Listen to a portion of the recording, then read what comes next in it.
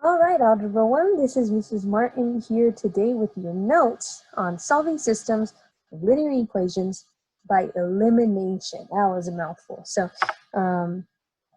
we've spent some time solving systems, and as I mentioned before, I think that sometimes knowing too many methods just makes the whole thing a little stressful, but the purpose of having so many methods is not only to give you a choice as to what method you think is best or that you like the most, but also because sometimes problems, require different things. Sometimes it would be easier to use substitution. Sometimes it's not very convenient to do graphing, even though some of you have become very good at it.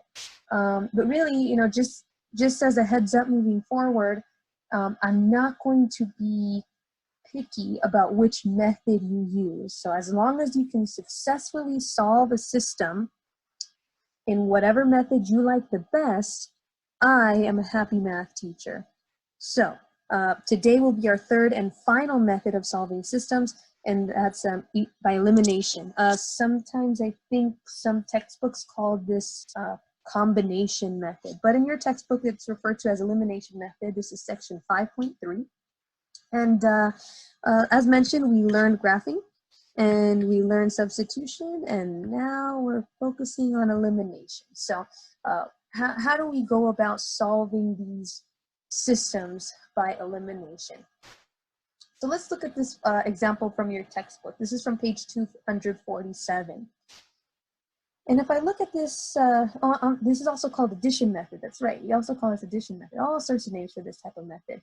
Some of you might like this one. I personally like this one. So let's look at this equation here. Substitution method we can do, right? We can definitely isolate this y variable here and put y equals 6 minus 2x, right? We could subtract 2x from both sides and then plug it in and just use substitution method. No problem. If you're good at substitution method, go for it. That is definitely a viable method to use to solve this system. However, today's notes are on elimination, so I'm going to go ahead and stick with that. So, working on this one.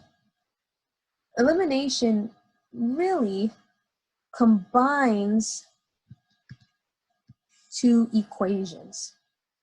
Okay, but we're not just combining two equations. We want to combine equations in a way where our variable, one of the variables, because we have two, right? And that's the problem. We can't solve for two just out of nowhere, not unless we use the substitution method. So now we've got this elimination method, and if I could eliminate one of the variables, then that would be really helpful. So our goal when we're adding up these two functions is to set them up in a way where we can eliminate a variable. So our question is, can we eliminate one of the variables?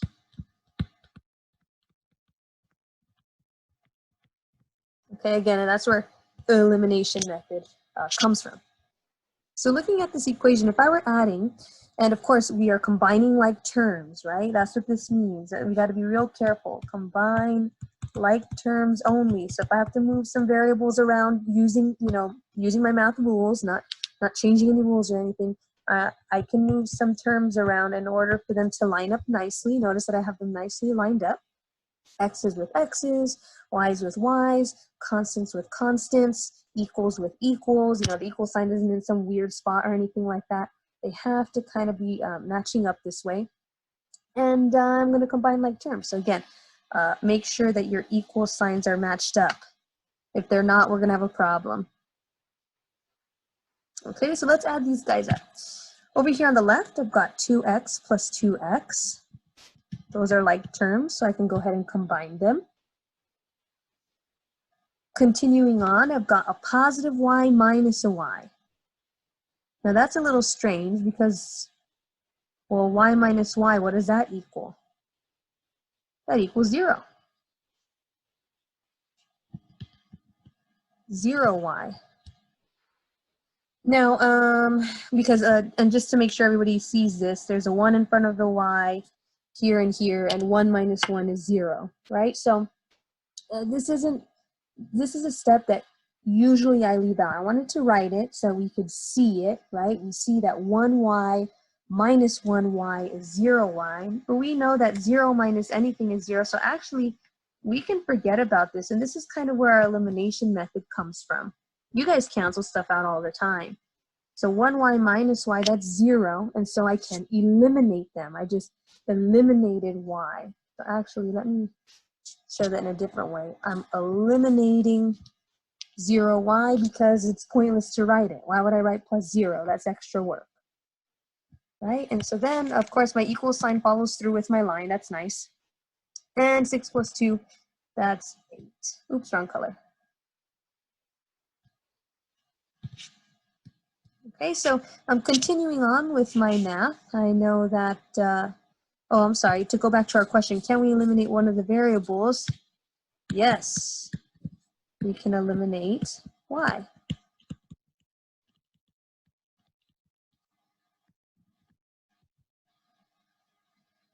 And so once we eliminate y, we can go ahead and solve. So now I've got 4x equals 8, and you guys can solve this, all right? This is a one-step equation. We like these.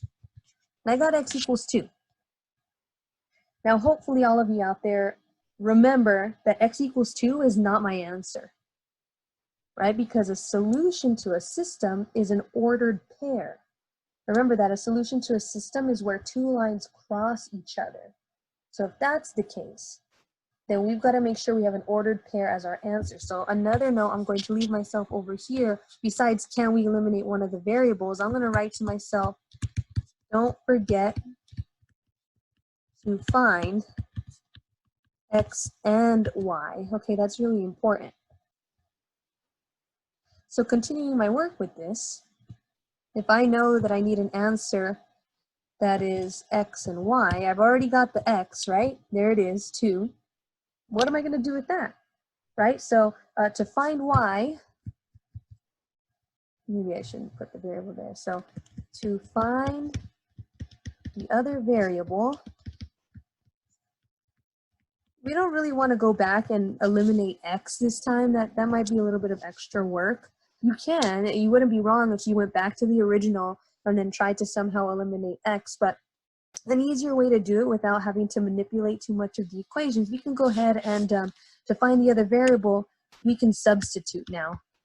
Just as we did in the second step of substitution, when we got one variable and then we took that that answer and plugged it in to find the missing variable, you can do that again with elimination method. So really this beginning part up here is the only new stuff.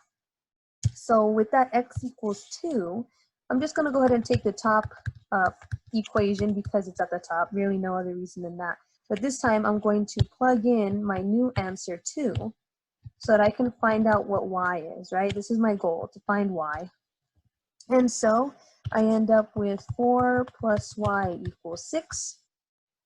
And I can subtract 4 on both sides.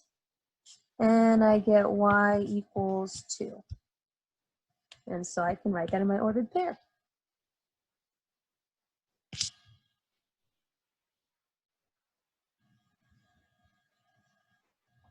And so I was able to solve this system of equations using a new method, and that method is elimination. And that pretty much takes care of it. We need to find a situation where we can eliminate the variables fairly easily, get one part of our answer, right? One variable of our ordered pair, and then plug that in so we can find the missing variable. Let's try another example where maybe the system is not set up as nicely as this one was, where we could just cancel out the y's. Let's try another example where it's a little more complicated. Okay, so the following example is example 2 from your textbook on page 249. We've got some numbers that are a little larger here, but that's okay. They're workable. But when we ask ourselves the question, can we eliminate a variable? And I look at our variables, we've got a -10 and a -5 for the x's. and we've got a 3 and a -6 for the y's. So unfortunately, can we eliminate a variable? Our answer to this is not yet. Okay, not necessarily no, we can force them to eliminate, but so we can answer not yet. Okay, we can't eliminate them yet. So really our goal is to make one of these variables match the other, and not identically, right? We don't want it to be, you know, -10 and -10, because those don't cancel out. That makes a -20. We need something where they're opposite. So we need one of the following options. We need a -10 and a +10, right? That would be a nice combination of x's.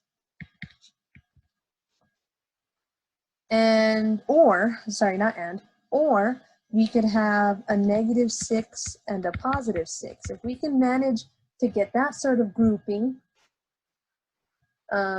then we'll be able to make some eliminations here.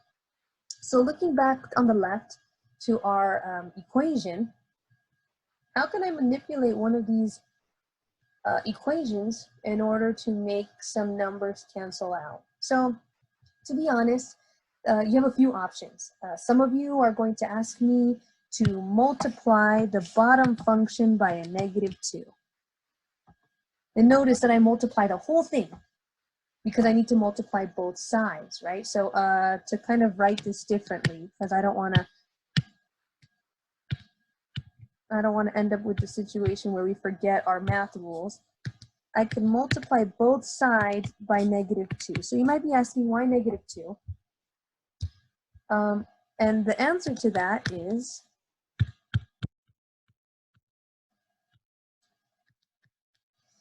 if I do -2 times -5, then I get positive 10x, which is what I needed here in order for them to cancel out. So that's an option, right? I could multiply both sides of the second equation by -2. Now, I also have the option to multiply the top equation. I could multiply the top equation by 2. And again, you might be asking, well, why 2? If I multiply the first term, then I get a -20. That doesn't seem very helpful. But if I multiply the second term, I get a positive 6y. And a positive 6y was what I needed in order to eliminate the y's. So again, I've got a few options that I can go with here. And really, any option that you select, as long as you continue to strictly follow your math rules, any option that you select is an acceptable option. Okay, so for us, just to kind of get some practice in with the negatives, I'm going to go ahead and stick with my first choice here, which was to multiply the second equation by a -2. All right, so to kind of set my work aside now, I'm going to rewrite the top function just the same. I haven't changed anything. I just rewrote it so I can see it again. And then with the bottom function, I'm going to carefully use my distributive property here. So I've got a -2 times a -5. That's positive 10. And I'm using red here to show that the second equation is a new equation that we've created. Not different, just, it's still equivalent. It's still an equivalent statement, but, it just looks a little different because we're changing, we're multiplying by the same thing on both sides. So -2 times -5, got a -10. -2 times a -6, a positive 12. And then over here, I've got -2 times 23, -46. Kind of big numbers, but we're at the end of our Algebra 1 life here, right? So almost done with Algebra 1. We can handle big numbers like -46. So let's go ahead and do some math on this. I'm going to add up these two equations. Again, notice that I made sure that my terms are lined up. I've got my x's together. I've got my y's together. I've got my equal signs lined up. And I have my constants here on the right. So let's go ahead and solve this guy. So negative 10 plus 10, I know that's going to be a 0x. So those guys can get eliminated. Over here, continuing on, 3 plus 12 is 15. And 1 minus 46 is a negative 45. And so finishing up my work here, 15y, I can undo that work and solve for y by dividing both sides by 15. And y equals negative 3. But of course I'm not finished, right? I need an ordered pair. Solutions are ordered pairs. So that means I need something looking like this, and I already know, and just as a reminder, it's x first then y, right? I already know that y is a negative 3. So be careful here. I got y as the answer first, and many people are tempted to write it first in the equal sign. But y's position in an ordered pair is the second number. So make sure we're writing it here at the end. And what do I do now? Well, I substitute it into one of the original equations so that I can find x. So let me go ahead and go with the first equation, just because we didn't do a whole lot with the first equation. So I've got 10x plus 3y equals 1. And I'm going to go ahead and substitute my negative 3 here. And I'm going to work very carefully to solve for 10. I'm sorry, to solve for x. Negative 10x minus 9. Be careful with this minus sign here. I'll add 9 to both sides. Don't add 9 to the negative 10. Those are not like terms, so we're not allowed to do that. Negative 10x equals 10. Ooh, perfect. That's always a happy result, because now when I divide, and notice that I divided by negative 10, not just 10, I got to make sure I can cancel out the negative as well.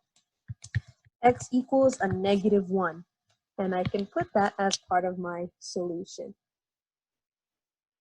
And once again, we have successfully solved a system using elimination method. Took us an extra step, but it was doable. We found the ordered pair where those two lines would intersect each other. We're going to end today's notes with one more example where our variables aren't necessarily in the correct spots for us to continue work with elimination. So let's see what I mean by that. Okay, so here's number 10 from page 251 of your textbook. And at first it doesn't look so bad, right? I mean, if I look at them, my equal signs are lined up. But the problem becomes when I try to combine like terms.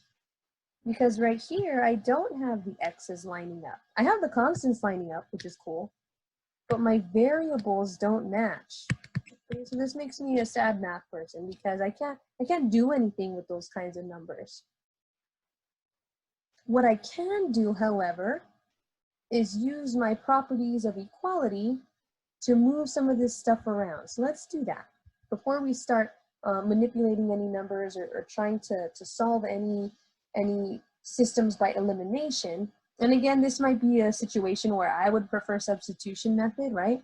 Just substitute this stuff in for y. You know, that probably would be easier for me. But you know, if you really like elimination method because you like canceling stuff out, we need to rearrange these equations in a way that their variables line up so we can continue doing our work. Okay, so let's go ahead and rearrange the second equation. Okay, so I'm going to move some stuff around for this one. And let me use red here. So I've got 7y minus 6 equals 3x. But really, if I wanted to match equation 1, this one, I want the x to be on the left side. So if I want the term with x on the left side, I'm going to go ahead and just subtract 3x on both sides. And I'm going to put it out in front. And the purpose of putting it out in front is so that, of course, it matches up with equation, the first equation, equation 1. So my 3x's cancel over here. There's nothing left on this side. I've got a minus 3x over here on the left, plus 7y. Don't combine those. They're not the same term, right? One's got an x, one's got a y, and this one's just a constant. So don't combine those guys. We're just moving stuff around. So now, and just again, so we can kind of see, I've got the x term, I've got a constant, I got an equal sign, and then I've got the y term, right? That's what's happening on equation 1. So that's what I want to happen with equation 2. So I need to get rid of this 7y. So to move it over to the other side, of course, I use my subtraction property of equality. And so I'm left with negative 3x minus 6 equals negative 7y. And so now I'm ready, because now I've got an x term, a constant, the equal sign, and then the y term. So now I'm all lined up with the first equation, with equation 1. I manipulated the second equation, that's equation 2. I'll go ahead and label it equation 2. And I manipulate it in a way so that it can match equation 1. Okay, so that now that we've done some manipulation on these equations, let's go ahead and rewrite them so I can see if they are ready, if any variable is ready to be eliminated. So I've got the original 3x minus 30 equals y. And then I've got the new and improved second equation, negative 3x minus 6 equals negative 7y. And lucky for us, my x's are in a good spot, my constants are in a good spot, I've got my equal signs lined up, and I've got my y's in a good spot. So now everything is ready to be combined. All the like terms are nice and lined up, and I can proceed with my elimination method. So, do my equal sign there. I've got 3x minus 3x, which is 0x, so I know I can go ahead and eliminate those guys. I've got negative 30 minus 6, which is a negative 36. And over on the right, I've got 1y minus 7y, which is negative 6y. And so to continue and solve for y, I divide both sides by negative 6. Of course, include that negative so you can cancel out the negative. And I've got negative 36 divided by negative 6 is a positive 6 for my variable y. So again, over here, I'm going to go ahead and put my answer. And as always, you remember we've got x and y. And my y part of my ordered pair is 6, which means we've got to find x. And as usual, I can take 6 and plug it into one of my original equations. And since the only original I can see here in black is my first equation, I'll go ahead and just use that one. Okay? So I am substituting y with 6. And I suppose I don't really need the parentheses because that's the only thing on the right side. So I'm just going to put 6 here. No parentheses needed as before. And I'm going to go ahead and keep solving this one. Plus 30 on both sides. Start with the constant, right? 3x equals 36. Division property of equality on both sides. Cancel out my 3. And x equals 12. So the x half of my ordered pair is 12. And now I have successfully, again, determined that the intersection point of these two lines is 12, 6. So wherever these two lines are graphed, when I graph them, their intersection point would be the point 12, 6. Okay, so as always, you guys are doing a phenomenal job of finding your ordered pairs as you continue forward with systems of equations. This is our last method as far as solving systems of linear equations. Again, we've now covered graphing, we've covered substitution, and we've covered elimination. And my suggestion to you, being home right now and not physically in school, would be to really focus on one of those methods, okay? Practice all 3 of them. I think it's healthy math practices to learn various methods. But if you feel comfortable very strongly about one of these methods, go ahead and stick to that method. You know, that, remember, our goal is to solve problems and get accurate answers. So stick with methods that you feel comfortable with, that you're familiar with, and of course, you know, continue helping math practices and do the other ones.